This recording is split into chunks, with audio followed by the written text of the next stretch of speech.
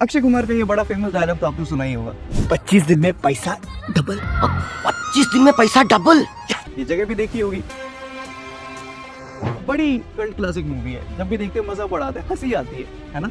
लेकिन अगर मैं आपसे कहूँ कि कुछ लोग हैं ऐसे जिनके पास रोज ऐसे ही अक्षय कुमार आके सेम डायलॉग बोलते हैं और ये हंसने की जगह कहते हैं, लाया ना भाई, भाई अंदर बैठ गिन ले। कैसा लगेगा? शुरू करते हैं।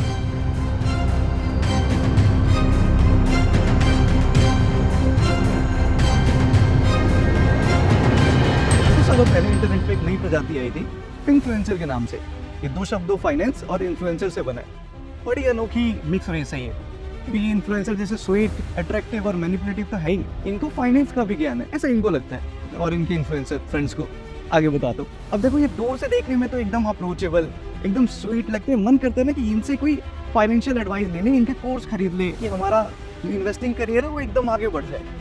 लेकिन जैसे जैसे आप इसके पास जाते हो, जैसे जैसे इस पे आप पैसा बर्बाद करते हो ना, कि अचानक से ये आपके दिमाग पे अपना पंजा गड़ाता है और आपके सोचने की शक्ति खत्म कर देता है और धीरे धीरे धीरे आपको कंगाल, बहुत कंगाल बना देता है। देखो ऐसा नहीं है कि सारे ही इन्फ्लुएंसर खराब है, कुछ अच्छे भी है, बट टाइम ऐसा है ना कि ज़्यादातर इनमें से लगे हुए अपने फॉलोअर्स बढ़ाने में, अपना बैंक बैलेंस बढ़ाने में। इनको नहीं मतलब जेन्युइन एडवाइस देने से लोगों का नुकसान होता है तो हो। और देखो ये लोग 3 तरीके से अपने ऑडियंस को लूटते हैं। सबसे पहले तो बड़ा बेसिक है, इनके पास कोई ब्रांड आता है, बोलता है कि भाई हमारे प्लेटफॉर्म को, इस वेबसाइट को प्रमोट कर दो, इसकी पॉजिटिव कैंपेनिंग कर दो कि लोग इस पे अपना ट्रेडिंग करें। ये लोग अपना शुरू कर देते हैं, अपने चैनल पे डालने लग जाते हैं इनकी वीडियोस को, देखो इनसे कितना फायदा होता है, कितना % ग्रोथ होता है, और लोगों को पागल बनाना शुरू कर देते हैं। अब इससे इन्फ्लुएंसर का ये फायदा होता है कि ये लोग रेवेन्यू शेयरिंग करते हैं। अब होता ही है कि जैसे मान लो इन लोगों की वजह से, इनके रेफरेंस से कोई गया उस प्लेटफॉर्म पे, उन्होंने ट्रेडिंग शुरू करी और रेवेन्यू जनरेट करने लगे, तो वो जो रेवेन्यू होता है ना, वो ये लोग आपस में बांट लेते हैं। अब इसको टैकल करने के लिए सेबी ने वो भी बनाया था कि एक आदमी सिर्फ एक प्लेटफॉर्म को प्रमोट कर सकता है या फिर किसी एक फर्म को। और सबसे मेन बात, ये रेवेन्यू शेयरिंग नहीं कर सकते, इनको 1 टाइम फीस मिलेगी। वैसे 1 टाइम फीस भी कोई कम नहीं है, ये 7-7.5 लाख तक जाता है सिर्फ एक पोस्ट के लिए।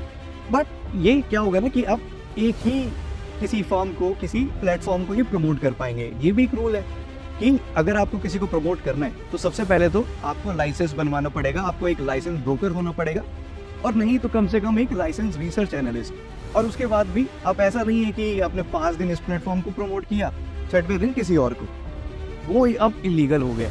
लेकिन इन लोगों ने इसका भी रास्ता निकाल लिया। ये लोग क्या कहते हैं कि हम लोग कोई गुरु थोड़ी है, हम लोग कोई एडवाइजर थोड़ी, हम तो यूट्यूबर है, हम तो बस शेयर कर रहे हैं कि हमारे साथ जो हुआ और उससे किसी को फायदा हो जाए तो हो जाए।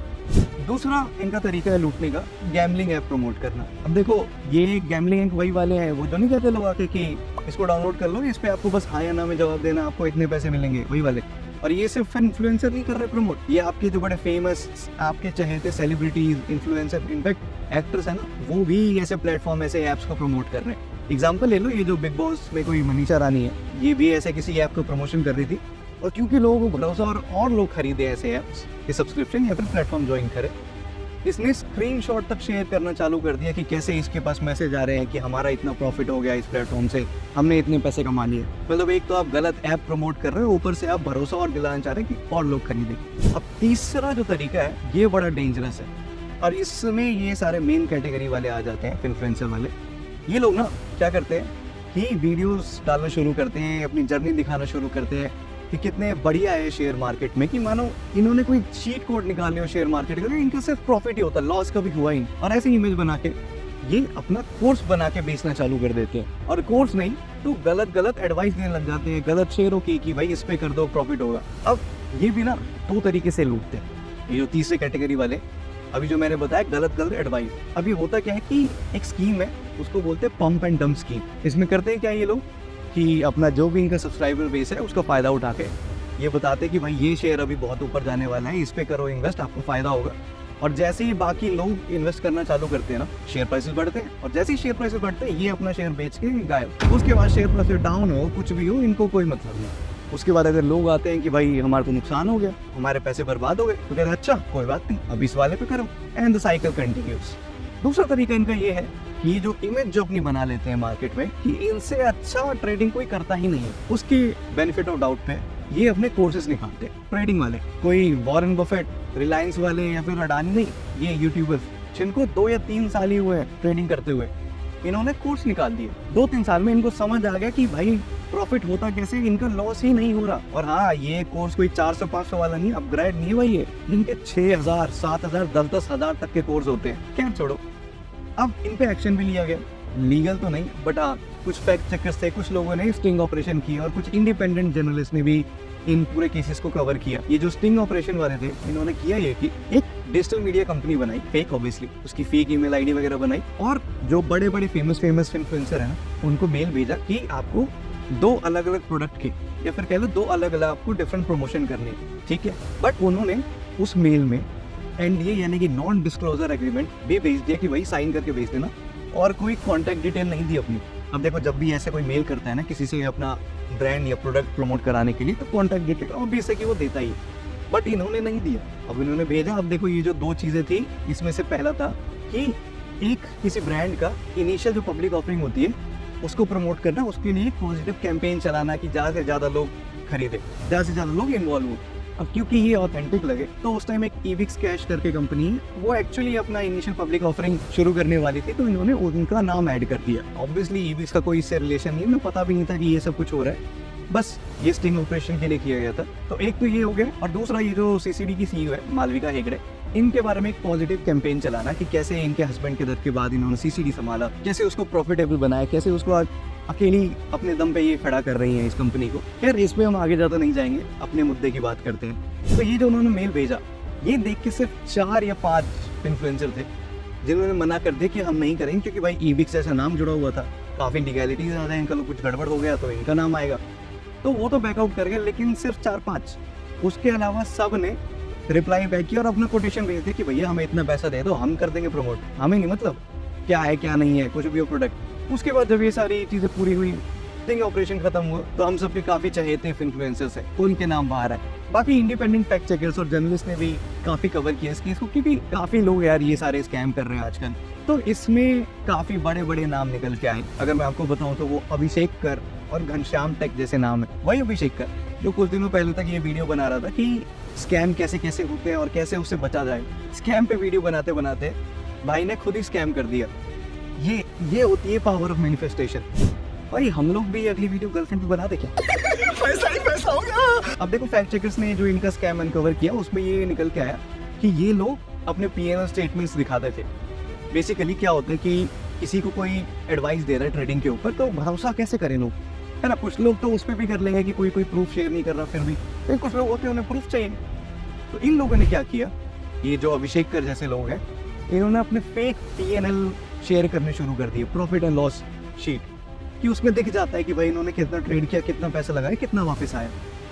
जब ये बात पता चली तो ये ज़ीरोधा वाले जो है एक ट्रेडिंग प्लेटफॉर्म है जहाँ पे लोग ट्रेड कर सकते हैं, इन्होंने बोला कि भाई ऐसे मत मानो इनकी बात, एक काम करते हैं, अब जितने भी हमारे प्लेटफॉर्म पे ट्रेड कर रहे हैं ना, उनके P&L को हम वेरीफाई करेंगे, एक बैच देंगे अगर वो ऑथेंटिक हुआ, और आप उन्हीं की बात मानना जिनके P&L स्टेटमेंट पे ये वेरिफिकेशन का बैच हो। ठीक है भाई, बहुत बढ़िया। लेकिन इन्होंने इसका भी तोड़ निकाल लिया, और बड़ा बेसिक सा तोड़। ये अगर अभिषेक कर जैसे लोग फोटोशॉप करके बेसिक इन्होंने क्या किया, अमाउंट ही चेंज कर दी। अब देखो, वेरीफाई तो उन्होंने करा लिया अपना P&L ज़ीरोधा से, कोई भी अमाउंट, बाद में उसको फोटोशॉप में अमाउंट चेंज कर, जो इनके जो लॉस हो रहे थे उसको प्रॉफिट में बदल दिया, और फिर वो शेयर करने लगे। अब ये जो बात मैं आपको बता रहा हूँ, ऐसे हवा में नहीं बता रहा, एक फैक्ट चेकर है, उन्होंने ये चीज़ अपने ट्विटर अकाउंट पे शेयर की थी, मैं लिंक भी दे दूंगा उस वीडियो का, आप देख लेना, अच्छा समझ जाओगे।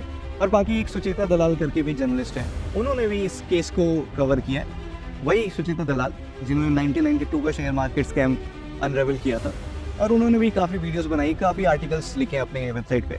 अब जाके देखना, आपको और अच्छे से समझ आया कि ये स्कैम है क्या एक्चुअली में, और ये लोग करते कैसे। अब देखो, जब ये सारी बातें सामने आई कि ऐसा स्कैम चल रहा है, और मोस्ट स्पेसिफिक अभिषेक कर भाई साहब इनका नाम आया, तो उन्होंने क्या कहा कि ये सब झूठ है, कि मेरे को फंसाया जा रहा है भाई, और अगर कोई प्रूफ कर दे कि मैंने स्कैम किया है, मैंने गलत P&L दिखाए लोगों को, तो मैं उनके पसंद की किसी भी चैरिटी को 2 लाख रुपए दे दूंगा। अरे वाह, आपने तो पाप ही धो लिए सर अपने सारे, वो भी बिना गंगा नहाए। उन लोगों का क्या, जिनको आपने फाइनेंशियली ड्रेन कर दिया अपनी ही इन्फॉर्मेशन प्रोवाइड कर करके, जिनके आप सारे फाइनेंसेस लाइफ सेविंग खा गए, उनका क्या। खैर देखो, ऐसे स्कैम तो होते रहेंगे, पहले भी होते थे, बाद में भी होंगे। अब सरकार नियम बना रही है, रेगुलेशन बना रही है, बट ये होंगे, हम सबको पता है। हम सबको बस ये ध्यान रखना है कि खुद को कैसे प्रोटेक्ट करें। देखो, मैं बस यही कहूँगा कि जितना हो सके ना अपनी तरफ से थोड़ा रिसर्च करो, फैक्ट चेक करो कि आप फंसो ना। और सबसे मेन गेम, ये जो लोग नए आ रहे हैं ना ट्रेडिंग में या फिर शेयर मार्केट में, तो इनको मैं ये बता दूं कि ये शेयर मार्केट का गेम T20 नहीं है, टेस्ट है। और आपको इसको खेलना भी वैसे होगा लॉन्ग टर्म समझ के। तो अगर आपको टेस्ट खेलना है तो पहले तो स्किल सीख के आओ, उसके बाद थोड़ा पेशेंस लाओ अपने अंदर, थोड़ा समय लगाओ और खेलो, थोड़ा प्रैक्टिस करो पहले मैदान में उतरने से पहले, कि होपफुली जब आप मैदान में उतरो तो ऐसे स्कैमर्स के बाउंसर आप डॉज कर पाओ। बाकी आप समझदार हो, जितना रिसर्च करोगे, जितना फैक्ट चेक करोगे, उतना ही सबसे बचोगे। बाकी आज की वीडियो में इतना ही। ऐसी वीडियोस लेके और हम आते रहेंगे। तब तक के लिए